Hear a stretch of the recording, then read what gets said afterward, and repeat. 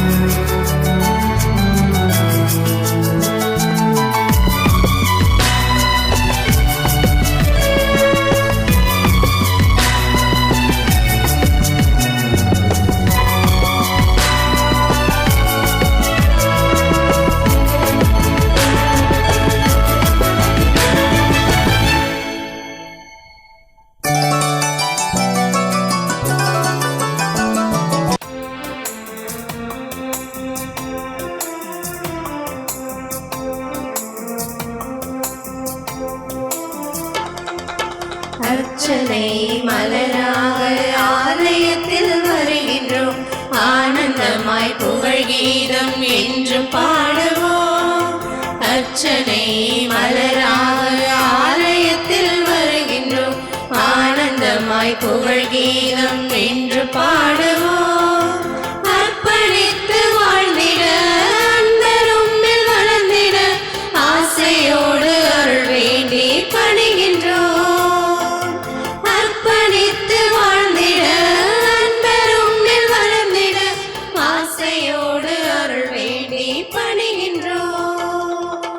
அர்ச்சனை மலராக ஆலயத்தில் வருகின்றோம், ஆனந்தமாய் புகழ் கீதம் என்று பாடுவோம்.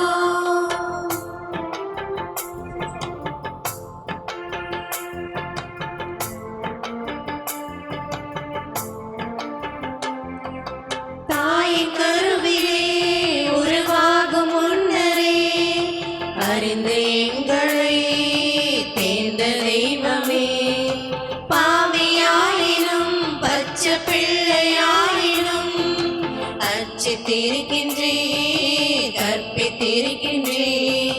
மனிதராக புனிதராக வாழ பணிக்கின்றே, பிறரும் வாழ எங்கள் வாழ்வை கொடுக்க அழைக்கின்றே.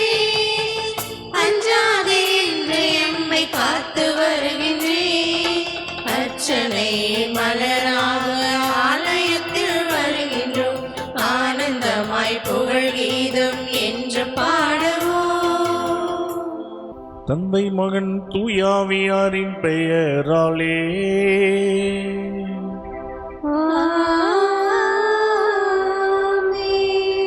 நம் ஆண்டவராகிய இயேசு கிறிஸ்துவின் அருளும் கடவுளின் அன்பும் தூயாவியாரின் நட்புறமும் உங்கள் அனைவரோடும் இருப்பதாக.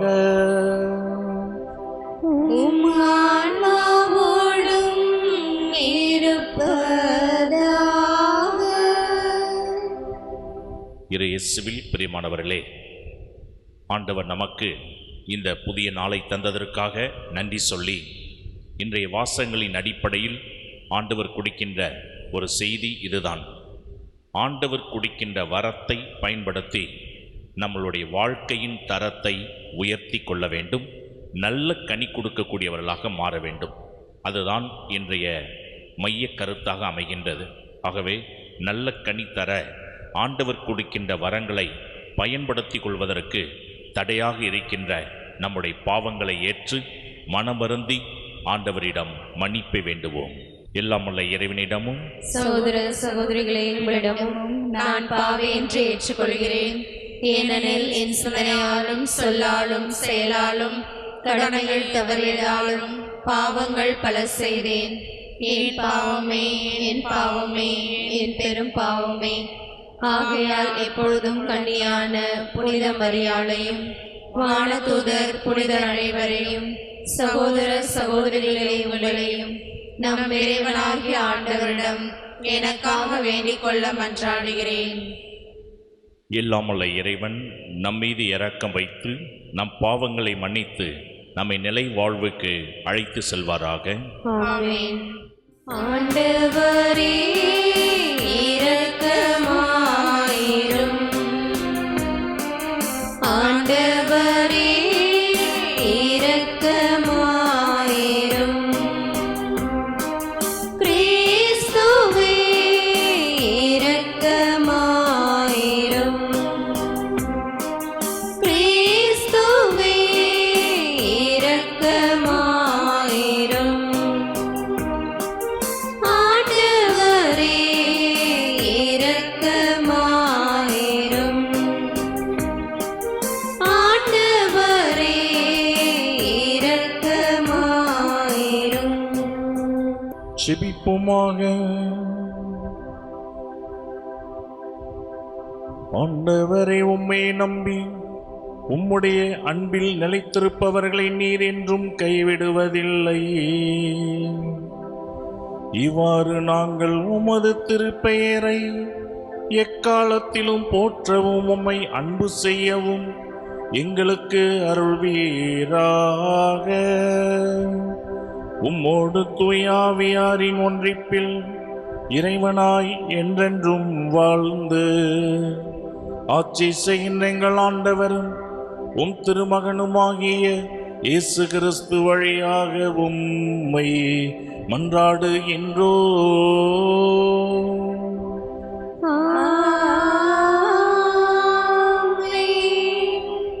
முதல் வாசகம். தொடக்க நூலிலிருந்து வாசகம். ஏல் 15 இறை வார்த்தைகள் 1-12 மேலும் 17-18. அந்நாட்களில் ஆண்டவரின் வாக்கு ஆபிராமுக்கு ஒரு காட்சி வழியாக வந்து அறிவித்தது. ஆபிராம், அஞ்சாதே, நான் உனக்கு கேடயமாக இருப்பேன், உனக்கு பெரும் கைமாறு கிடைக்கும். அப்பொழுது ஆபிராம், என் தலைவராகிய ஆண்டவரே, எனக்கு என்னதான் தருவீர்? எனக்கோ குழந்தை இல்லையே. தமஸ்கு நகர் எலையாசிர் தான் எனக்கு பெண் என் இல்லத்திற்கு உரிமை மகன் ஆகப் போகிறான். நீர் எனக்கு குழந்தை ஒன்றும் தராததால் என் வீட்டு அடிமை மகன் எனக்கு பெண் உரிமையாளன் ஆகப் போகிறான் என்றார். அதற்கு மறுமொழியாக, இவன் உனக்கு பின் உரிமையாளன் ஆக மாட்டான், ஆனால் உனக்கு பிறப்பவனே உனக்கு பின் உரிமையாளன் ஆவான் என்று ஆபிரகாமுக்கு ஆண்டவரின் வாக்கு அருளப்பட்டது.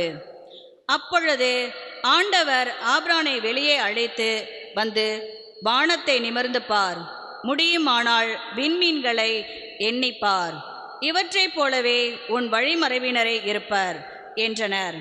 ஆபிரகாம் ஆண்டவர் மீது நம்பிக்கை கொண்டார். அதை ஆண்டவர் அவருக்கு நீதியாக கருதினார். ஆண்டவர் ஆபிரகாமிடம், இந்நாட்டை உனக்கு உரிமை சொத்தாக அளிக்க உன்னை கல்தேரின் ஊர் என்ற நகரிலிருந்து இங்கு அழைத்து வந்த ஆண்டவர் நானே என்றார்.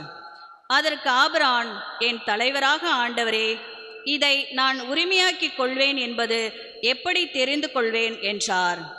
ஆண்டவர் ஆபிரகாமிடம், 3 வயதுள்ள இளம் பசு, 3 வயதுள்ள வெள்ளாடு, 3 வயதுள்ள செம்மறியாடு, ஒரு காட்டுப்புறா, ஒரு மாடப்புறா ஆகியவற்றை என்னிடம் கொண்டு வா என்றார். ஆபிரகாம் இவற்றையெல்லாம் அவரிடம் கொண்டு வந்து அவைகளை 2 கூறாக வெட்டி ஒவ்வொரு பகுதியும் அதற்கு இணையான பகுதிக்கு எதிரெதிரே வைத்தார். ஆனால் பறவைகளை அவர் வெட்டவில்லை. துண்டித்த உடல்களை பறவைகள் தின்ன வந்த பொழுது ஆபிரகாம் அவற்றை விரட்டிவிட்டார். கதிரவன் மறையும் நேரத்தில் ஆபிரகாமுக்கு ஆழ்ந்த உறக்கம் வந்தது. அச்சுறுத்தும் காரிருள் அவரை சூழ்ந்தது. கதிரவன் மறைந்தும் இருள் படர்ந்தது. அப்பொழுது புகைந்து கொண்டிருந்த தீச்சட்டி ஒன்றும் எரிந்து கொண்டிருந்த தீப்பந்தம் ஒன்றும் அந்த குறுக்குகள் இடையே சென்றன. அன்று ஆண்டவர் ஆபிரகாமிடம் ஒரு உடன்படிக்கை செய்து, எகிப்தில் உள்ள ஆற்றிலிருந்து யூப்ரட்டீஸ் பேராறு வரை உள்ள இந்நாட்டை உன் வழிமரபினருக்கு வழங்குவேன் என்றார். ஆண்டவரின் அருள்வாக்கு. இறைவனுக்கு நன்றி. பதிலுரை பாடல் பல்லவி. ஆண்டவர் தமது உடன்படிக்கையை என்றென்றும் நினைவில் கொள்கின்றார். ஆண்டவர் தமது உடன்படிக்கை என்றென்றும் நினைவில் கொள்கின்றார். ஆண்டவர் தமது உடன்படிக்கை என்றென்றும் நினைவில் கொள்கின்றார். என்றென்றும் நினைவில் கொள்கின்றார். ஆண்டவருக்கு நன்றி செலுத்துங்கள். அவர் தம் பெயரை சொல்லி வழிபடுங்கள். அவர் தம் செயல்களை மக்களினங்கள் அறிய செய்யுங்கள். அவருக்கு பாடல் பாடுங்கள்.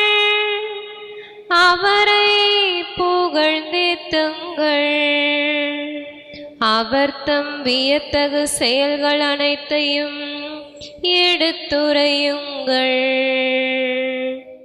ஆண்டவர் தமது உடன்படிக்கை என்றென்றும் நினைவில் கொள்கின்றார்.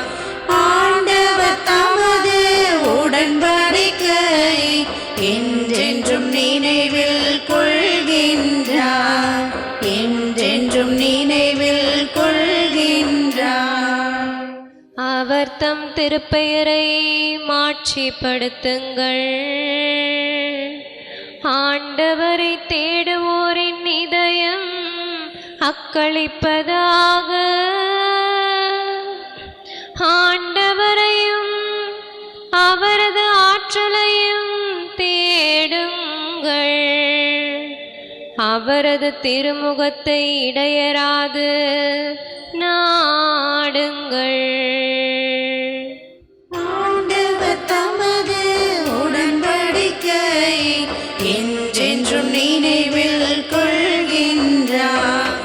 ஆண்டவர் தமது உடன்படிக்கை என்றென்றும் நினைவில் கொள்கின்றார். என்றென்றும் நினைவில் கொள்கின்றார். அவரின் ஊழியராம் ஆபிரகாமின் வழிமரபே, அவர் தேர்ந்து கொண்ட யாக்கோபின் பிள்ளைகளே, அவரே நம் கடவுளாகிய ஆண்டவர். அவரின் நீதி தீர்ப்புகள் உலகம் அனைத்திற்கும் உரியன. ஆண்டவர் தமது உடன்படிக்கை என்றென்றும் நினைவில் கொள்கின்றார். ஆண்டவர் தமது உடன்படிக்கை என்றென்றும் நினைவில் கொள்கின்றார். என்றென்றும் நினைவில் கொள்கின்றார். அவர் தமது உடன்படிக்கையை என்றென்றும் நினைவில் கொள்கின்றார். 1000 தலைமுறைக்கென தாம் அளித்த வாக்குறுதியை நினைவு கூர்கின்றார். ஆபிரகாமுடன் தாம் செய்து கொண்ட உடன்படிக்கையையும் ஈசாக்குக்கு தாம் ஆணையிட்டு கூறியதையும் அவர் நினைவில் கொண்டுள்ளார். ஆண்டவர் தமது உடன்படிக்கை என்றென்றும் நினைவில் கொள்கின்றார். ஆண்டவர் தமது உடன்படிக்கை என்றென்றும் நினைவில் கொள்கின்றார். என்றென்றும் நினைவில் கொள்கின்றார். அல்லேலூயா, அல்லேலூயா, அல்லேலூயா, அல்லேலூயா, அல்லேலூயா, அல்லேலூயா, அல்லேலூயா, அல்லேலூயா, அல்லேலூயா, அல்லேலூயா, அல்லேலூயா, அல்லேலூயா,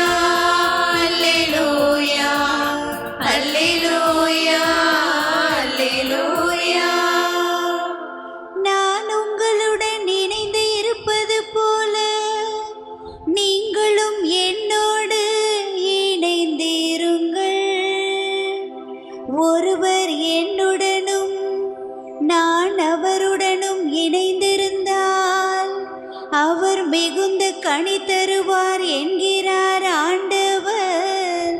அல்லேலூயா. அல்லேலூயா அல்லேலூயா அல்லேலூயா அல்லேலூயா. ஆண்டவர் உங்களோடு இருப்பாராக. உம்மான்மாவோடும் இருப்பாராக.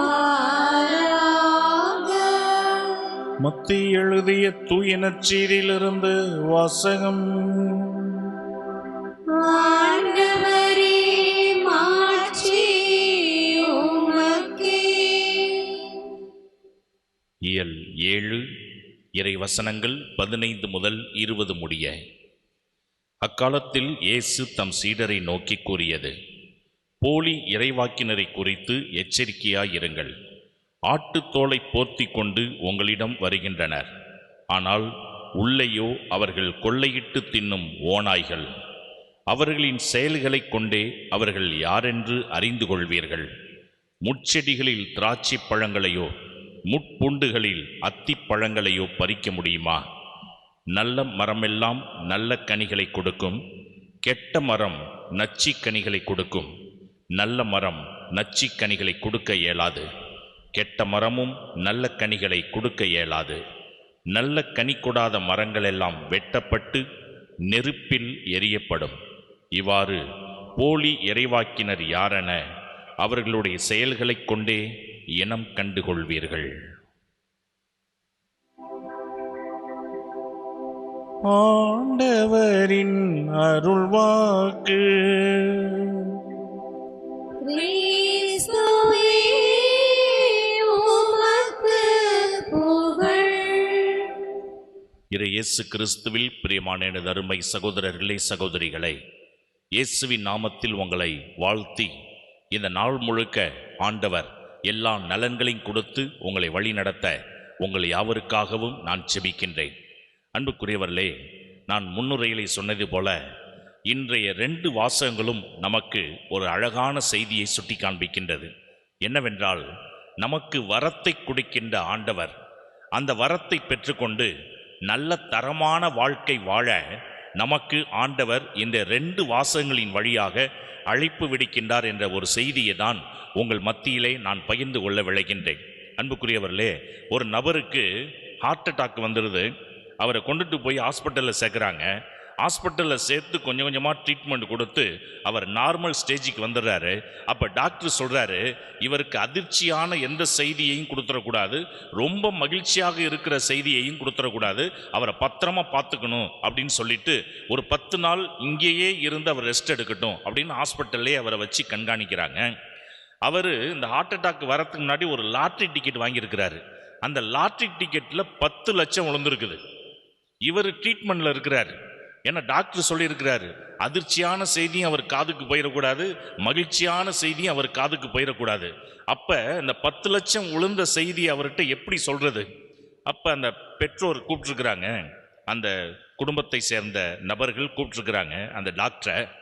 அவர் லாட்ரி டிக்கெட்டில் 10 லட்சம் விழுந்திருக்குது, இதை எப்படி அவர்கிட்ட சொல்கிறது? அப்போ டாக்டர் சொல்லியிருக்கார், கவலைப்படாதீங்க, நீங்கள் சொல்ல வேண்டாம், ஏன்னா நான் சைக்காலஜி தெரிஞ்சவன், அதனால் நான் சைக்கலாஜிக்கல் ப்ராப்ளம் எல்லாமே எனக்கு தெரியும். அதனால் அந்த விதத்தில் அவரை டீல் பண்ணி சிஸ்டமேட்டிக்காக அவருக்கு எந்த விதத்துலையும் பாதிப்பு இல்லாமல் இந்த செய்தியை நான் சொல்கிறேன் அப்படின்னு சொல்லிட்டு பக்கத்தில் போய் உட்காந்துருக்கிறார். அவர் அப்படியே படுத்துருக்கிறார். என் டாக்டர் பக்கத்தில் போய் உட்காந்து கேட்டிருக்கார், சப்போஸ் ஒரு கற்பனை பண்ணிக்கோங்க. என்ன சார் கற்பனை பண்ணும்? ஒரு லாட்ரி டிக்கெட்டில் உங்களுக்கு 10 லட்சம் உழுவுதுன்னு வச்சிங்களேன், நீங்கள் என்ன பண்ணுவீங்க அப்படின்னு ஒரு கேள்வியை சிம்பிளாக கேட்டிருக்கார். அப்போ அவர் சொல்லியிருக்கிறார், எனக்கு 2 பொம்பளை பிள்ளைங்க இருக்கிறாங்க, 8 லட்சம் என் பிள்ளைகள் படிக்கிறதுக்காகவும் அவங்களுடைய எதிர்காலத்துக்காகவும் நாம் பயன்படுத்துவேன். அப்போ மீதி அந்த 2 லட்சத்தை என்ன பண்ணுவீங்க அப்படின்னு அடுத்த கேள்வியை கேட்டிருக்கார் டாக்டர். அப்போ அவர் சொல்லியிருக்கிறாரு, அந்த 2 லட்சத்தை நான் உங்களுக்கு கொடுத்துருவேன் அப்படின்னு இருக்காரு. அதை கேட்டு அவருக்கு ஹார்ட் அட்டாக் அப்படியே மயங்கி கீழே விழுந்துட்டாரு டாக்டர். பிரியமானவர்களே, இன்று நம்மளுடைய வாழ்க்கையில் எதிர்பாராத பல சம்பவங்கள் நடக்கும். அது அதிர்ச்சியை கொடுக்கும், ஒரு சில பேருக்கு மகிழ்ச்சியை கொடுக்கும். நம்மளுடைய வாழ்க்கையில் பல காரியங்கள் இப்படி நடந்து போய்கொண்டே இருக்கின்றது. ஒரு சீன பழமொழி சொல்லுவாங்க, என்ன தெரியுமா? அதாவது 1 மணி நேரம் நீ மகிழ்ச்சியாக இருக்கணும் அப்படின்னாக்கா குட்டி தூக்கம் போடு அப்படிம்பாங்க. அதே நேரத்தில் 1 நாள் நீ மகிழ்ச்சியாக இருக்கணும் அப்படின்னாக்கா மீன் பிடிக்கிறதுக்கு போ அப்படிம்பாங்க. அதே நேரத்தில் 1 வருஷம் நீ மகிழ்ச்சியாக இருக்கணும் அப்படின்னா நீ ஒரு பிள்ளையை பெற்றெடு அப்படிம்பாங்க. அதே நேரத்தில் வாழ்க்கை முழுக்க நீ மகிழ்ச்சியாக இருக்கணும் அப்படின்னாக்கா நீ ஒரு நல்ல பழக்க வழக்கத்தை ஏற்படுத்தி கொண்டு நல்ல வாழ்க்கை வாழ வேண்டும் என்று இது ஒரு சீன பழமொழியாக இருக்கின்றது. பிரியமானவர்களே, இன்றைய வாசகத்தின் அடிப்படையில் நாம் சிந்திக்க போகிறது என்னவென்றால், ஆண்டவர் கொடுக்கின்ற வரத்தை பெற்றுக்கொண்டு தரமான வாழ்க்கை வாழ்ந்து ஆண்டவருக்கு நல்ல கனி கொடுக்கக்கூடியவர்களாக நாம் மாற வேண்டும் என்ற பின்னணியில்தான் ஆண்டவர் கொடுக்கிற செய்தியை உங்கள் மத்தியிலே நான் பகிர்ந்து கொள்கின்றேன். இன்றைய முதல் வாசகத்திற்கு வருவோம். அன்புக்குரியவர்களே, நம்ம எல்லாருக்குமே தெரியும், குழந்தை பாக்கியமே இல்லாமல் இருக்கின்ற ஆபிரகாம், அவர்தான் விசுவாசத்தின் தந்தை என்று நாம் சொல்லுகின்றோம். விசுவாசத்தின் தந்தை. ஆனால் அவர் நம்பிக்கையில் கொஞ்சம் கூட தளரவில்லை. அவர் எந்த அளவுக்கு நம்பினார் என்றால், ஆண்டவர் நிச்சயம் எனக்கு கொடுப்பார். ஆனால் அந்த அவருடைய வாழ்க்கையில் வயது ஆக ஆக ஆக அவருக்கு ஒரு சில சந்தேகங்கள் வந்தாலும் கூட அவர் அந்த கூடாரத்துக்குள்ளார முடங்கி போய் கிடக்கிறார். கூடாரத்தை விட்டு வெளியே வரமாட்டார். ஏன்னா வெளியில் வந்தாக்கா மக்கள் எல்லாம் ஒரு பக்கம் கண்டிப்பாக கேட்டிருப்பாங்க, நீ கடவுள் மேலே நம்பிக்கை வச்சிருக்கிய, உனக்கும் வயசாயிருச்சு, இன்னும் குழந்தை பாக்கியம் இல்லையே என்று இவரையும் எல்லாரும் கைத்தட்டி சிரிப்பாங்க.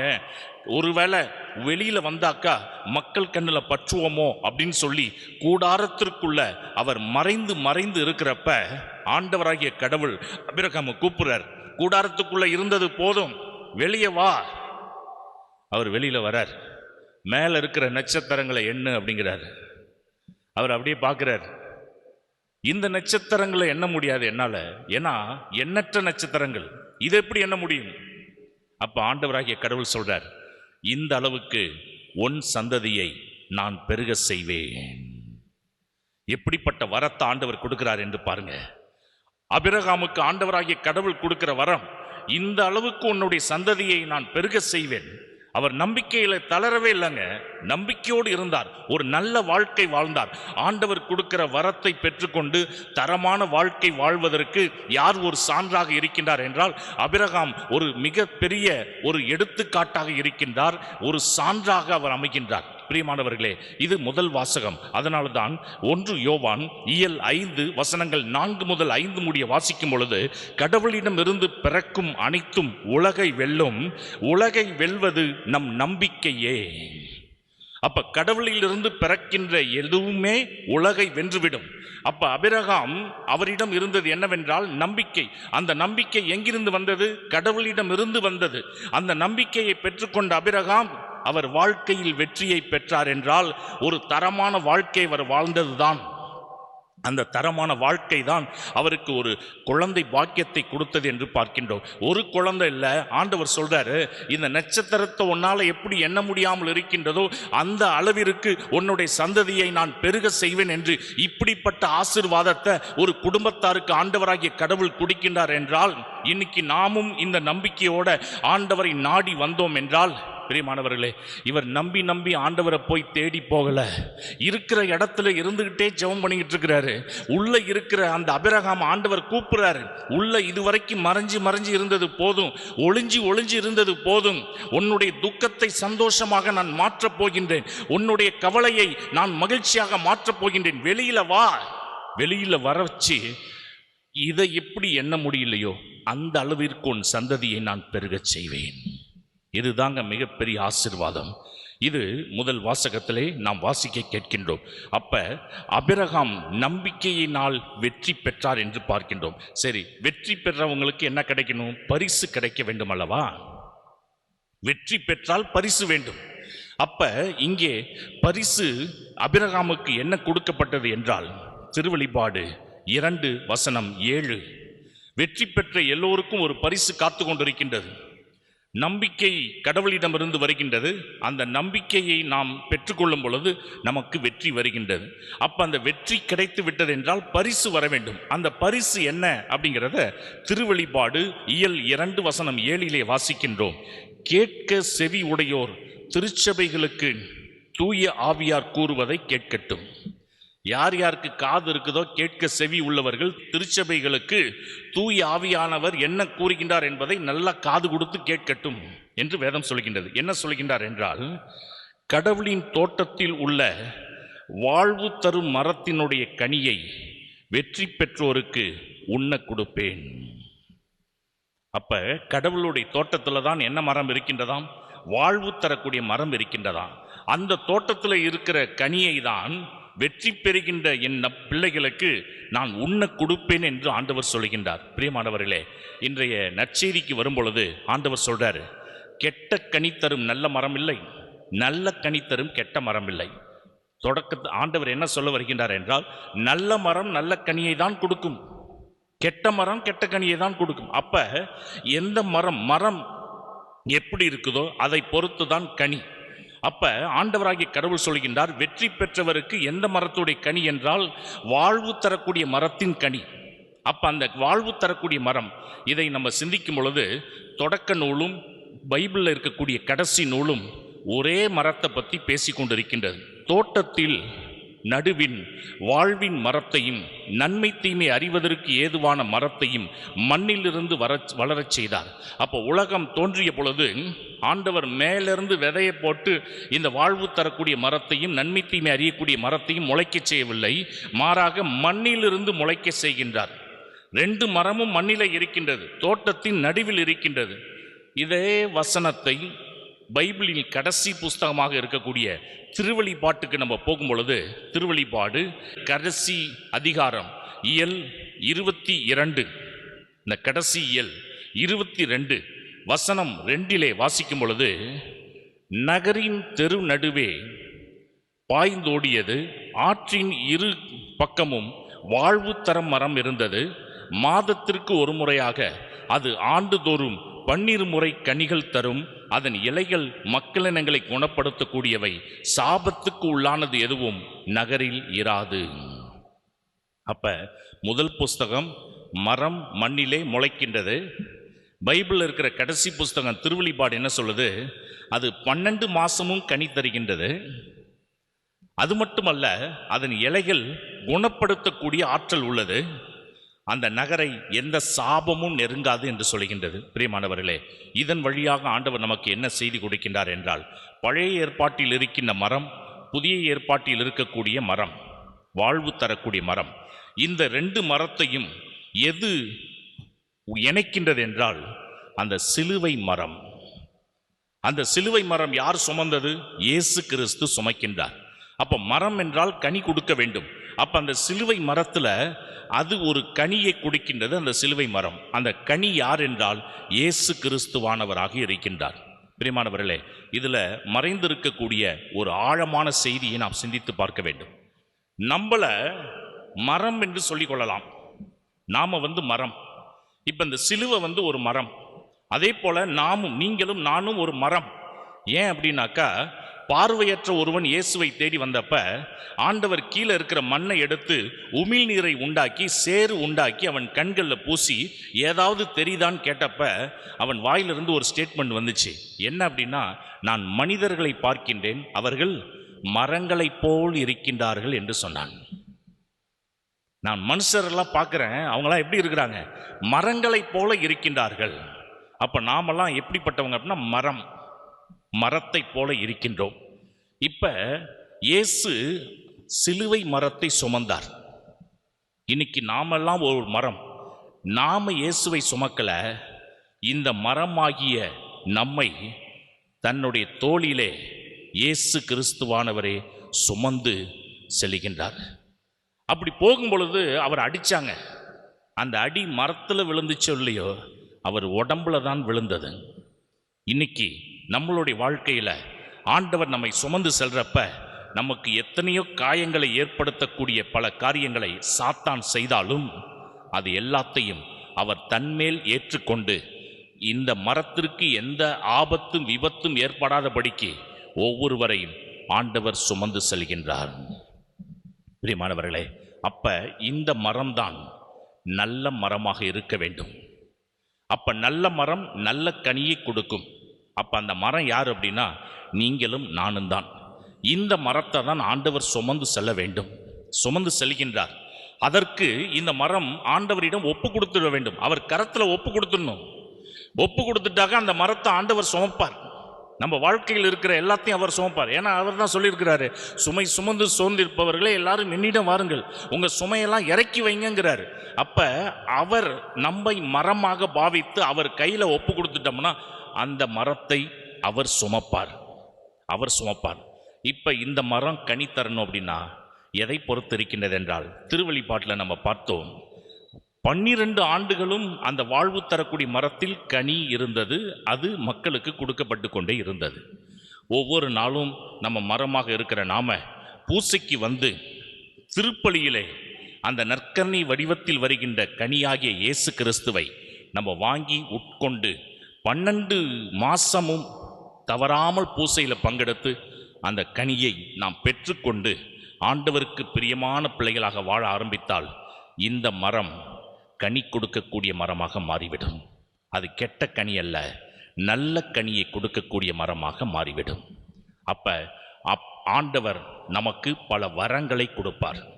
அந்த வரங்களை பெற்றுக்கொண்டு தரமான வாழ்க்கை அபிரகாமை போல நாம் வாழ முடியும் என்பதில் எந்த சந்தேகமும் இல்லை. திருச்சபையில் நடந்த ஒரு சம்பவம், ஒரு அம்மா ரெகுலராக பூசைக்கு வருவாங்களாம். ஆனால் வருகின்ற நாட்கள் ஒரு சில சமயம் நம்ம பூசைக்கு வர்றதுக்கு தவறி போகலாம். அதனால் இவங்க என்ன பண்ணியிருக்கிறாங்க, புளியாங்கொட்டையை வச்சுக்கிட்டு கணக்கு பண்ணியிருக்கிறாங்க. ஒரு பூசைக்கு வந்துட்டு உடனே டப்பாவில் போய் நம்மளாம் உண்டியலில் காசு சேர்க்குற மாதிரி அந்த டப்பாவில் போய் ஒரு புளியாங்கொட்டையை உள்ளே போடுவாங்க.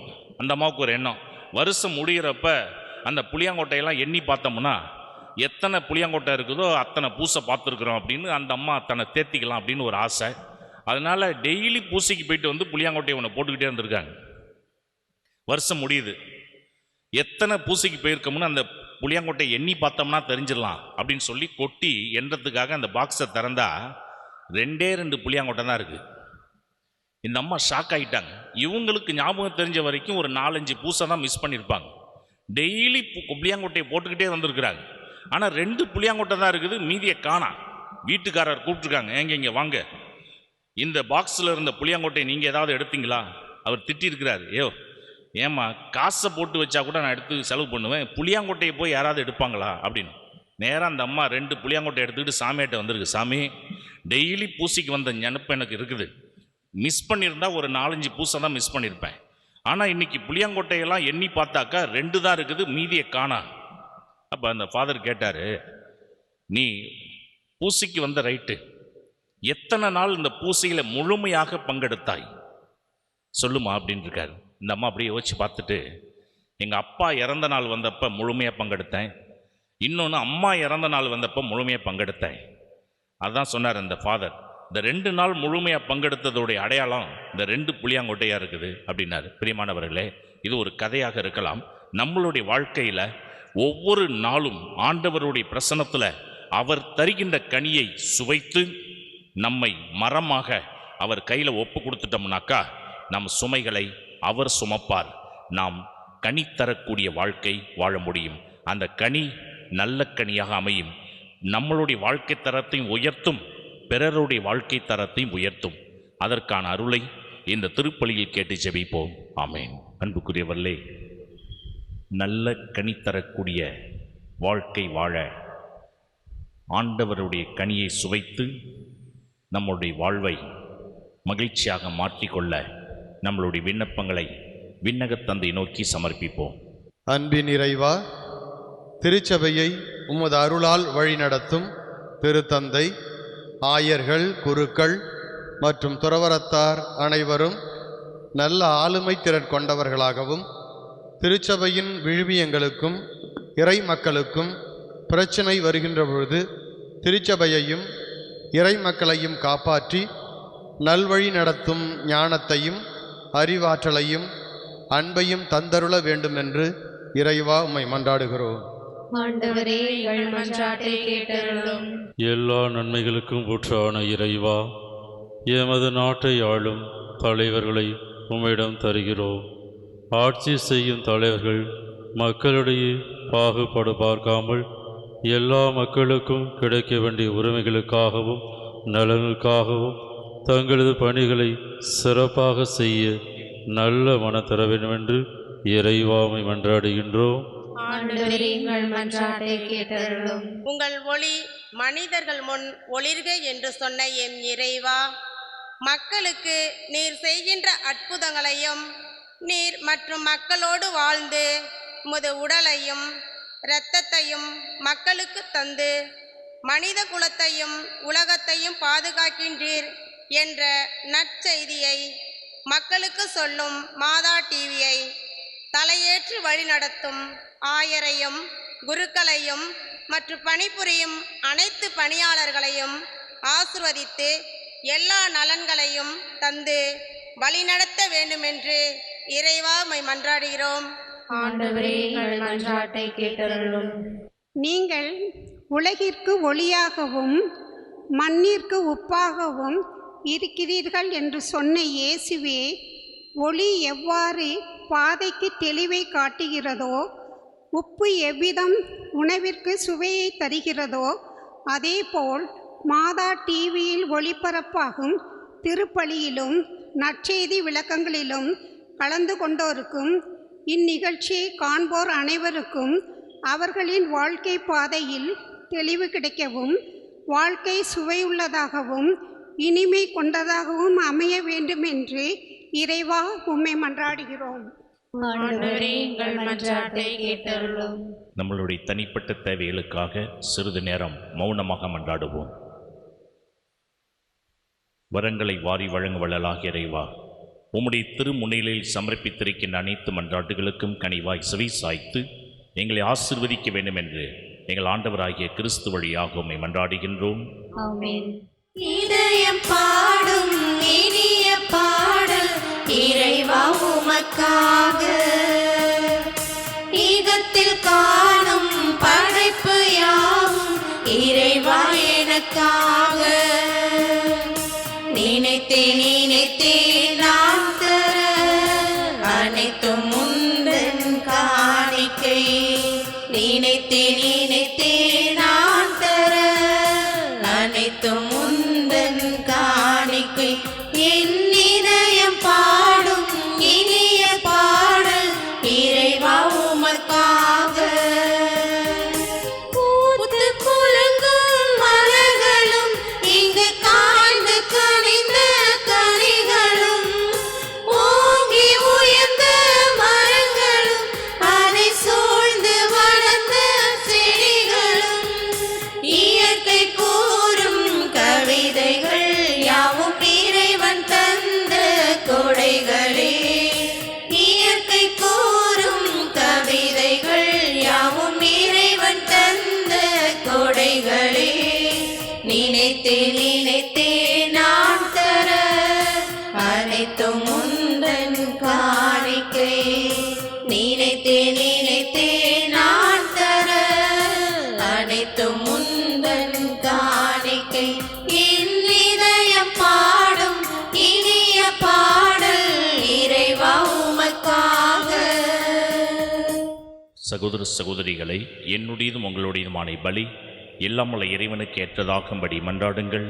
ஆண்டவர் தமது பெயரின் புகழ்ச்சிக்காகவும் மாட்சிக்காகவும் நமது நன்மைக்காகவும் புனித திரு அவை அனைத்து நலனுக்காகவும் உமது கையிலிருந்து பலி ஏற்றுக்கொள்வாராக. ஆண்டவரே, எங்களை உம்மோடு ஒப்புரவாக்கும் இப்புகழ்ச்சி பலியை ஏற்றருளும். அதனால் நாங்கள் தூயோராக்கப்பட்டு உம்மை மகிழ்விக்கும் எங்கள் மனங்களின் காணிக்கைகளை உமக்கு அளித்திட அருள்வீராக. எங்கள் ஆண்டவராகிய கிறிஸ்து வழியாக உம்மை மன்றாடுகின்றோ.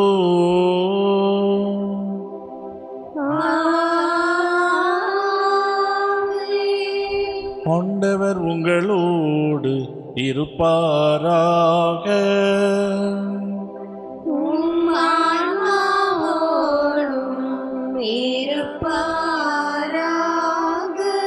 இதயங்களை மேலே எழுப்புங்கள்.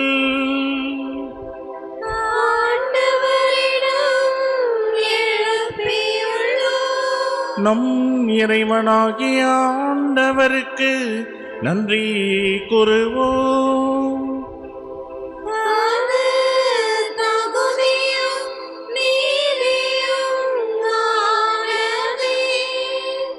ஆண்டவரே, தூயவரான தந்தையே, என்றும் உள்ள எல்லாம் அல்ல இறைவா, எங்கள் ஆண்டவராகிய கிறிஸ்து வழியாக என்னாலும் இவ்விடத்திலும் நாங்கள் உமக்கு நன்றி செலுத்துவது மெய்யாகவே தகுதியும் நீதியும் ஆகும். எங்கள் கடமை மீட்புக்குரிய செயலுமாகும். கிறிஸ்துவின் இறப்பினை நாங்கள் அன்போடு கொண்டாடுகின்றோம். உயிர்ப்பினை உயிராற்றல் உள்ள நம்பிக்கையோடு அறிக்கையிடுகின்றோம்.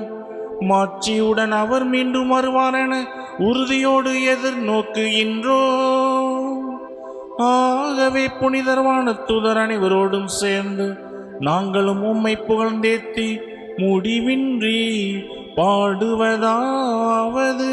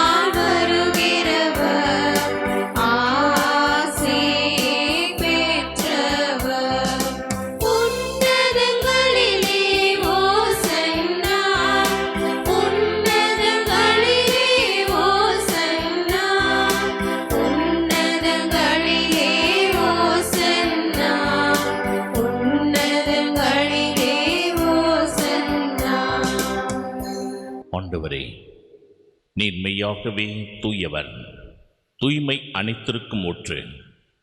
ஆகவே உம்முடைய ஆவியை பொழிந்து இக்காணிக்கைகளை தூய்மைப்படுத்தமை வேண்டுகின்றோம். இவ்வாறு எங்கள் ஆண்டவர் இயேசு கிறிஸ்துவின் உடலும் இரத்தமுமாக எங்களுக்கு இவை மாறுவனவாக. அவர் பாடுபட உளம் கனிந்து தம்மை கையளித்த போது அப்பத்தை எடுத்து நன்றி செலுத்தி அதை பிட்டு தம் சீடர்களுக்கு அளித்து கூறியதாவது: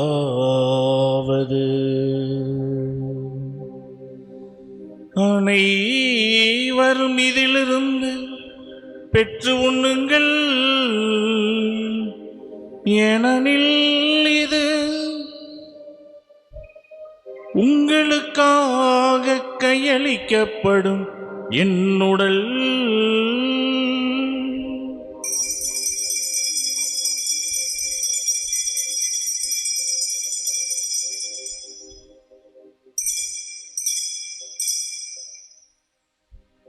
அவ்வண்ணமே இரவு விருந்தை அருந்திய பின் கிண்ணத்தையும் எடுத்து மீண்டும் உமக்கு நன்றி கூறி தம் சீடர்களுக்கு அளித்து அவர் கூறியதாவது: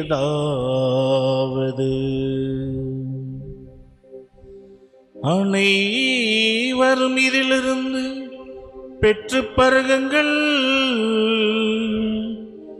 ஏனெனில் இது புதிய நிலையான உடன்படிக்கைக்குரிய என் இரத்தத்தின் கிண்ணம். இது பாவ மன்னிப்புக்கென்று உங்களுக்காகவும் பலருக்காகவும் சிந்தப்படும். இதை என் நினைவாக செய்யுங்கள்.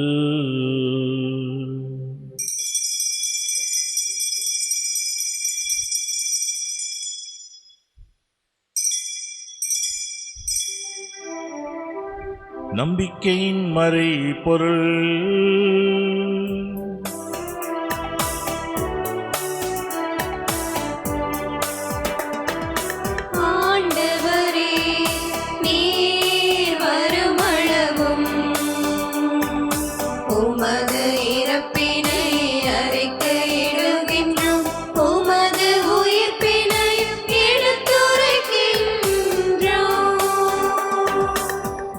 ஆகவே ஆண்டவரே, நாங்கள் கிறிஸ்துவின் இறப்பினை உயிர்ப்பினையும் நினைவு கூர்ந்து வாழ்வு தரும் அப்பத்தையும் மீட்பளிக்கும் கிண்ணத்தையும் உமக்கு ஒப்புக் கொடுக்கின்றோம். திரும்ப நின்று உமக்கு ஒழியும் புரிய தகுந்தவர்களை நாங்கள் ஏற்றுக்கொண்டீர். எனவே உமக்கு நன்றி செலுத்துகின்றோம். மேலும் கிறிஸ்துவின் உடலிலும் இரத்தத்திலும் பங்கு கொள்ளும் எங்களை தூய் ஆவியார் ஒன்று சேர்க்க வேண்டுமென உம்மை தாழ்மையுடன் மன்றாடுகின்றோம். ஆண்டவரே, உலகெங்கு பரவியிருக்கும் திரு அவை நினைவு கூர்ந்தருளும். எங்கள் திருத்தந்தை 14ஆம் லியோ, எங்கள் ஆயர் ஜீவானந்தம், எல்லா திருநிலையினர் ஆகிய அனைவரோடும் உமது திரு அவை அன்பில் நிறைப்பெற செய்தருளும். மேலும் உயிர்த்தலும் எதிர்நோக்குடன் துயில் கொள்ளும் எங்கள் சகோதர சகோதரிகளையும் இறந்தோர் அனைவரையும் இரக்கத்துடன் நினைவு கூர்ந்து உமது திருமுக ஒளியினுள் ஏற்றருளும். எங்கள் அனைவர் மீதும் இரக்கமாயிரும். கடவுளின் கன்னித்தாயான புனித மரியா, அவருடைய கணவரான புனித யோசேப்பு, புனித திருத்தூதர்கள், இவ்வுலகில் உமக்கு உகந்தவராய் இருந்தோர் ஆகிய புனிதர் அனைவருடனும் நாங்கள் நிலை வாழ்வில் பங்கு கொள்ளும் தகுதி பெற்று திருமகன் இயேசு கிறிஸ்து வழியாக உம்மை புகழ்ந்தேத்து மரமரல உம்மை மன்றாடுகின்றோம். இவர் வழியாக இவரோடு இவரில் எல்லாம் வல்ல இறைவனாகிய தந்தையே,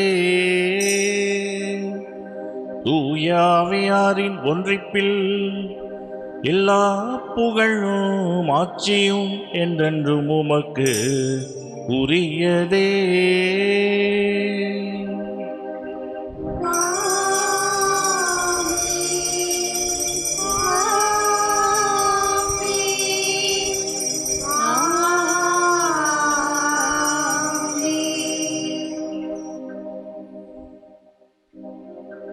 மீட்பரின் கட்டளையால் கற்பிக்கப்பட்டு இறை படிப்படையால் பயிற்சி பெற்ற நாம் துணிந்து பாடுவோம். விண்ணுலகில் இருக்கிற எங்கள் தந்தையே, உமது பெயர் தூயது என போற்றப் பெறுக. உமது ஆட்சி வருக. உமது திருவுளம் விண்ணுலகில் நிறைவேறுவது போல மண்ணுலகிலும் நிறைவேறுக. எங்கள் அன்றாட உணவை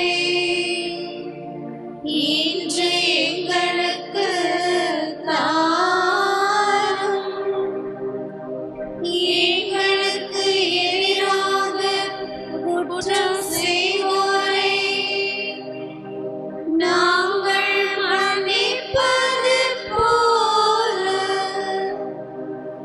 எங்கள் குற்றங்களை மன்னியும். எங்களை சோதனையில் விழவிடாதேயும், தீமையிலிருந்து எங்களை விடுவித்தருளும். ஆண்டவரின் தீமை அனைத்திலிருந்து எங்களை விடுவித்து எங்கள் வாழ்நாளில் அமைதியை கனிவுடன் அருள உம்மை மன்றாடுகின்றோம். உமது இரக்கத்தின் உதவியால் நாங்கள் பாவத்திலிருந்து எப்போதும் விடுதலை பெற்று யாதொரு கலக்கமும் இன்றி நலமாயிருப்போமாக. நாங்கள் எதிர்நோக்கியிருக்கும் பேரின்பத்திற்காகவும் இமீட்பராகிய இயேசு கிறிஸ்துவின் வருகைக்காகவும் காத்திருக்கின்றோம். ஆட்சியும் வல்லமையும் மாட்சியும் என்றென்றும் உமதே. ஆண்டவரே இயேசு கிறிஸ்துவே, அமைதியை உங்களுக்கு விட்டுச் செல்கின்றேன், என் அமைதியையே உங்களுக்கு அளிக்கின்றேன் என்று திருத்தூதர்களுக்கு மொழிந்தீரே. எங்கள் பாவங்களை பாராமல் உமது திரு அவையின் நம்பிக்கையை கண்ணோக்கி உமது திருவுளத்திற்கேற்ப அதற்கு அமைதியையும் ஒற்றுமையையும் அளித்தருள்வீராக. என்றென்றும் வாழ்ந்து ஆட்சி செய்கின்றவர் நீரே.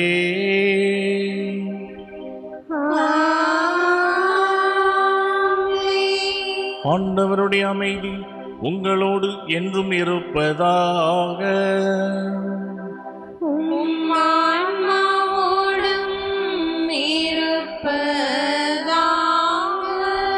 ஒருவருக்கொருவர் அமைதியை பகிர்ந்து மகிழ்வோம். உலகின் பாவங்களை போக்கும் இறைவனின் செம்மறியே, எங்கள் மேல் இரக்கமாயிரும். உலகின் பாவங்களை போக்கும் இறைவனின் செம்மறியே, எங்கள் மேல் இரக்கமாயிரும்.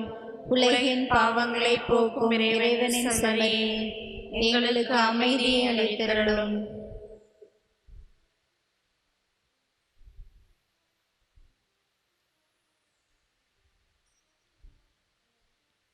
இதோ இறைவனின் செம்மறி, இதோ உலகின் பாவங்களை போக்குகின்றவர். செம்மறியின் விருந்துக்கு அழைக்க பெற்றோர் பேர் பெற்றோர். ஆண்டவரே, நீர் என் இல்லத்தில் எழுந்தருள நான் தகுதியற்றவள். ஆனால் ஒரு வார்த்தை மட்டும் சொல்லியருளும், எனது ஆன்மா நலமடையும். கிறிஸ்துவின் திருடலும் இரத்தமும் நம்மை காத்து நிலை வாழ்வுக்கு அழைத்து செல்வதாக. ஆமென்.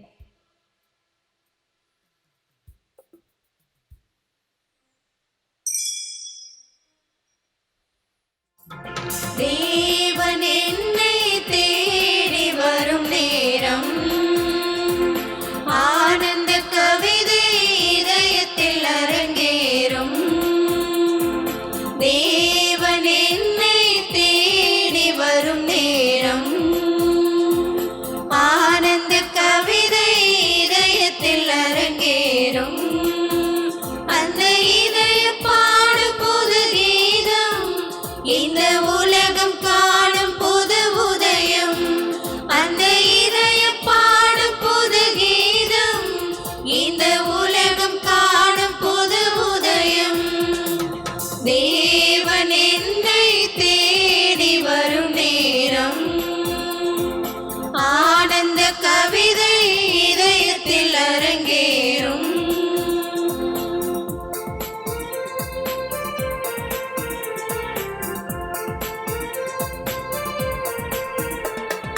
வானம் பார்க்கும் பூமியைப் போலே மனமும் உன்முகம் பார்க்கின்றதே. வானம் பார்க்கும் பூமியைப் போலே மனமும் உன்முகம் பார்க்கின்றதே. அருளின் முகிலே வா, அன்பின் மழையே வா. நன்றி கூறி மன்றாடுவோமாக.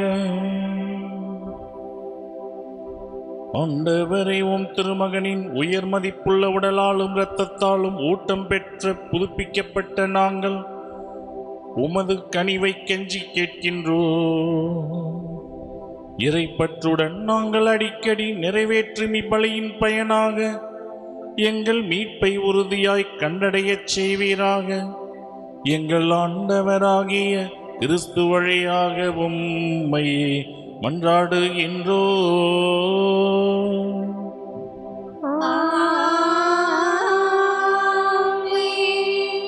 ஆண்டவர் உங்களோடு இருப்பாராக. உம் ஆன்மாவோடும் இருப்பாராக. எல்லாம் வல்ல இறைவன் தந்தை, மகன், தூயாவியார் உங்கள் அனைவரையும் ஆசீர்வதிப்பாராக.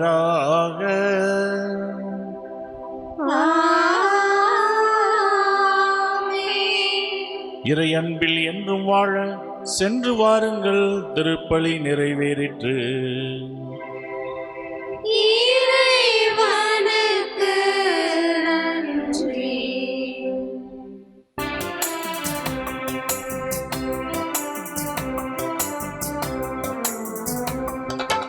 எங்கள் காவலாம் சூசை தந்தையின் மங்களங்கள் எங்கும் சொல்லி இங்கு பாடுவோம். மங்களங்கள் எங்கும் சொல்லி இங்கு பாடுவோம். செங்கையவிலே தங்க புஷ்பம் தங்க கோலை ஏந்திடும். செங்கையவிலே தங்க புஷ்பம் தங்க கோலை ஏந்திடும்.